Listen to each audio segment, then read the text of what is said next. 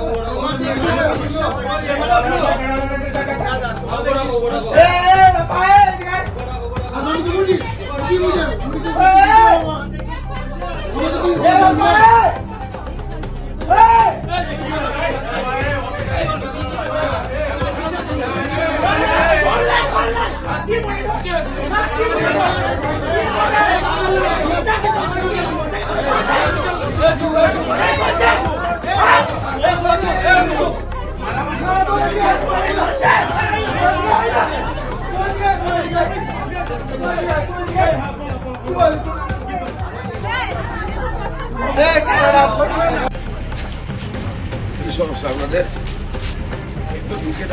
কি নিয়ে সমস্যা? হ্যাঁ, আর বলবেন তো কি হয়েছে? জলের দাবি নিয়ে এসেছিল, জলের দাবি কারা জলের দাবি নিয়ে এসেছিল? এই যে যারা এসছে জলের দাবি। কোথায় বাড়ি আপনাদের?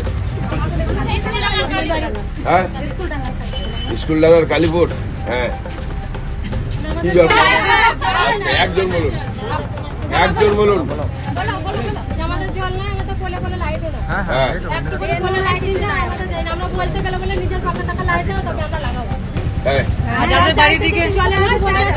আপনারা আবেদনপত্র জমা দিয়েছেন? হ্যাঁ, মৌখিকের তো কোনো যুগ নেই, আবেদনপত্র জমা দিতে হয়। কতবার দিয়েছেন?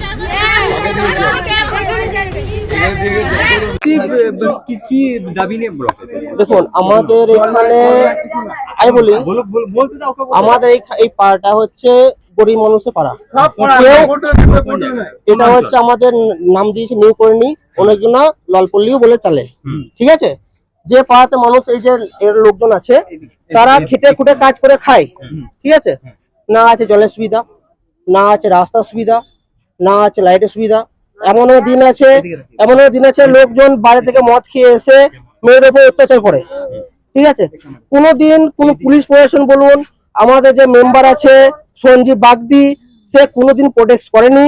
সে চাল বিক্রি করে, গম বিক্রি করে খায়। ঠিক আছে, বিজেপি ছিল, বিজেপি থেকে টিএমসি যোগদান করেছে। সে পাড়াতে যদি কোনো লোক মরে যায়, তাকে একটা সার্টিফিকেট দেওয়ার আগে 10 ভাবনা চিন্তা করে তার বাড়িতে গেলে সে বলে যে আমি বাড়িতে নেই। 1 টাকা দিয়ে সহযোগিতা করে না, প্লাস 10 দিয়ে বাবা করে যায়।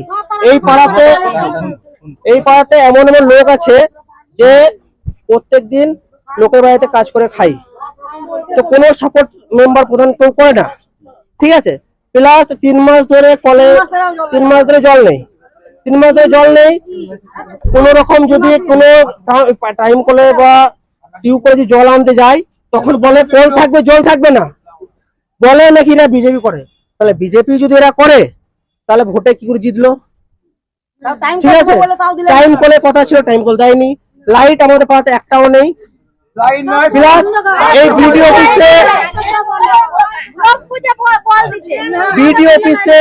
অফিসে 3বার কি 6বার আমাদের আন্দোলন হলো। একদিন আমরা বিডিও অফিস সামনে আমরা একদিন আন্দোলন করেছিলাম। আন্দোলনের পর বলেছিল, বিডিও সাহেব জমা দিয়েছিল যে তোমরা বিজেপি করো। এইখান থেকে নাকি আরো প্রধান উপপ্রধান যারা আছে ওরা বলেছে তোমরা বিজেপি করো বলে তোমাদেরকে জল দেবো না। তাহলে এরা কি বিজেপি করে বলে কোনো জল পাবে না? বিজেপি টিএমসি বলে কি এখানে কোনো লেখা আছে? তাহলে ভোটে কি করে জিতলো? আবার এইখানকার যে মেম্বার প্রধান যারাই আছে তারা টাকা দিয়ে ভোট কিনেছে। আমার কাছে লিখিত প্রমাণ আছে, আমার কাছে প্রমাণ আছে। প্লাস আজকে যে নীলুদা এসে এখানে যে আমাদের সঙ্গে সহযোগিতা করেছে, তাহলে নীলুদার উপর কেন আক্রমণ হলো? যে ওরা যে বলছে তোমরা ইয়ে করেছো বলে নীলুদার উপর আক্রমণ হলো, তাহলে কেন হলো? নীলুদা কি আমাদের নীলুদা কি করে?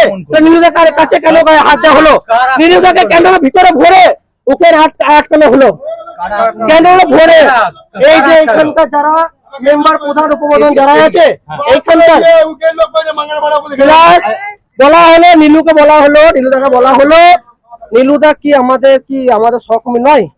ও মুসলিমের ছেলে বলে কি আমাদের হিন্দুর প্রতি কোনো সহযোগিতা করতে পারবে না? কোনো সহযোগিতা করতে পারবে না? মুসলিমের ছেলে বলে হিন্দুর প্রতি কোনো সহযোগিতা করতে পারবে না? আমাদের এইটাই হচ্ছে আমাদের রিকোয়েস্ট। যদি বলেন যে না বিজেপি করে বলে ওরা জল পাবে না, যদি বলে দেন যে ওরা বিজেপি সবাই দিয়েছে, বিজেপিতে ভোট দিয়েছে, তাহলে আমরা স্বইচ্ছে আমরা ত্যাগ করলাম। আমাদের উপপ্রধান প্রধান আমাদের দরকার নেই।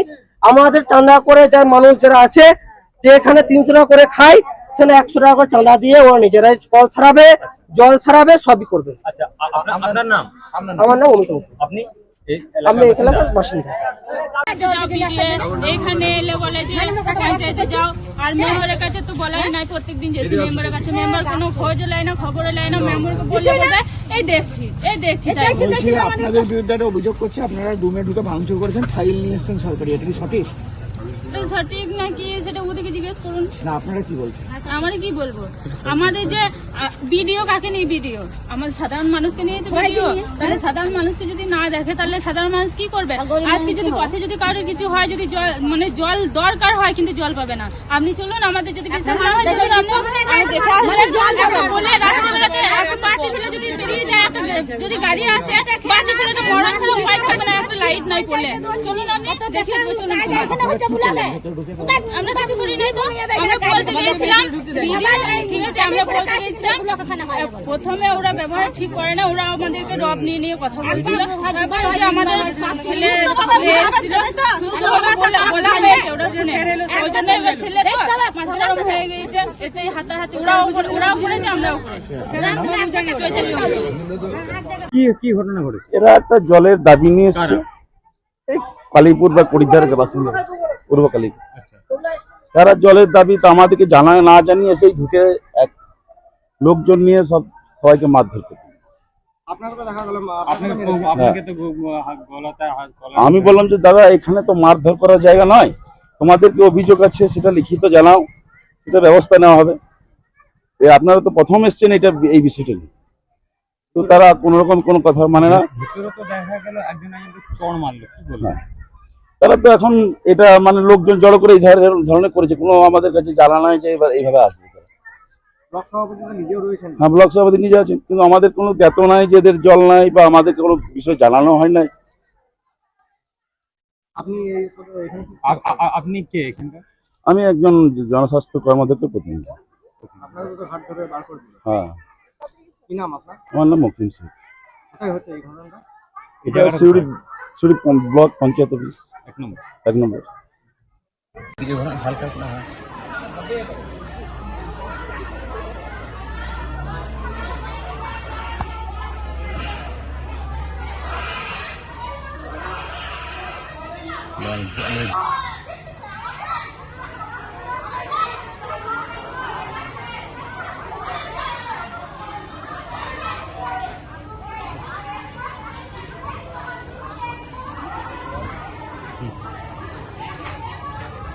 সবাইকে যা ইচ্ছা তাই ভাবে অত্যাচার করেছে এবং অকথ্য ভাষায় গালিগালাজ, টেবিলের উপর চেপে যাওয়া, ফাইলগুলো ছুড়ে দেওয়া, মানে কিছু বলাই যাবে না। ওরা প্রশ্ন করতে এসছে, আমরা উত্তরটা দিতে গিয়ে এই পজিশন।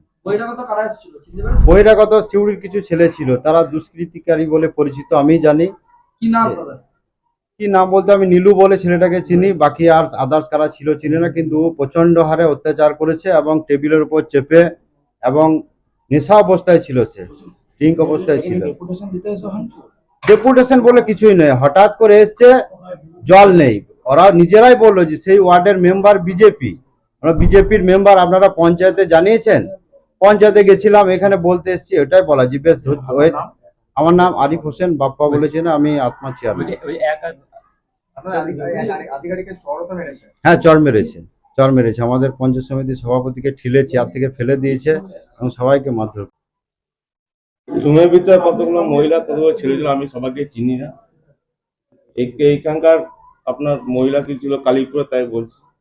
তারা বলছে জল পাইনি বলে তারা এসেছে, কিন্তু আমাদের কোনো অ্যাপ্লিকেশনও করেনি, কোনো মার্কিটেশনও করেনি, আমরা কিছুই জানি না। হঠাৎ এসে আমার টেবিল ভাঙচুর করছে এবং আমার কর্মদক্ষ প্রতিনিধি ছিল তাদেরকে মারধর করছে। তাদেরকে বারণ করলাম, ভাই বসো, কি সমস্যা হয়েছে বলো, আমরা সেই সমস্ত মেটানোর চেষ্টা করবো। তারা কোনো কথাই শুনলো না, আমার টেবিল ফাইল পত্র সব ভাঙচুর করে দিল। কিছু ফাইল হাতে করে নিয়ে গেল দেখলাম, এবং ফাইল কোথায় গেল, কি ফাইল গেছে আমি বলতে পারছি না, কিন্তু আমার সব দপ্তরের ফাইল এখানে ছিল, কতগুলো ফাইল। ঠিক আছে, এরা কারা আমরা তো সব জানি না। এবার দুষ্কৃতিকারী কি ব্যাপার, আমি এরা কোথা থেকে এসছে সবাইকে আমি চিনি না। আপনাকে মারধর করেছে? আমাকে আমি বসেছিলাম, আমাকে চেয়ার আমাকে ঠেলে ফেলে দিল, আমার চেয়ারটাকে টেবিলের উপর চেপে গেল, আমার নেম প্লেট হাতে নিয়ে সরিয়ে ওইদিকে কোথাও ফেলে দিল। আমার সহকারী সভাপতি ছিল, তারও নেম প্লেট সরিয়ে দিয়েছে, টোটাল চেয়ারম্যান উলটপাট করে দিয়েছে। আমার মানুষ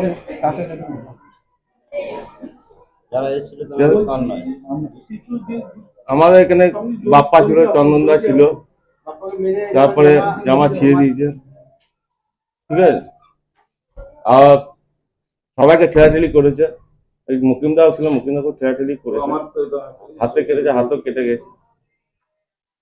কেন করলো এটা? কেন করলো আমরা কিছুই জানি না। আমাদের কাছে যে কোনো মাস পিটিশন হলে আমরা কিন্তু সে কাজ করার চেষ্টা করি, তাড়াতাড়ি সলভ করে দেওয়া, কিন্তু কোনো মাস পিটিশন আমাদের কাছে আসেনি। তাতে আমরা কিছুই জানি না, হঠাৎ আমার কাছে ঢুকে এইসব করলো। আপনার নাম?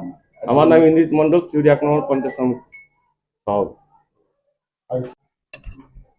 এখন আমি এসছি, দেখি কি অবস্থা, জেনে নিই আমি সভাপতি সাহেবের কাছ থেকে বিষয়গুলো। শুনে এলেন? এই বাইরে চিৎকার চেঁচামেচি হচ্ছে, এখানে গন্ডগোল শুনে আমি এলাম। ভাঙচুর তো হয়েছে। হ্যাঁ, এই তো দেখছি, আমি কথা বলছি সভাপতি সাহেবের সঙ্গে, এখানে আরো কি হয়েছে।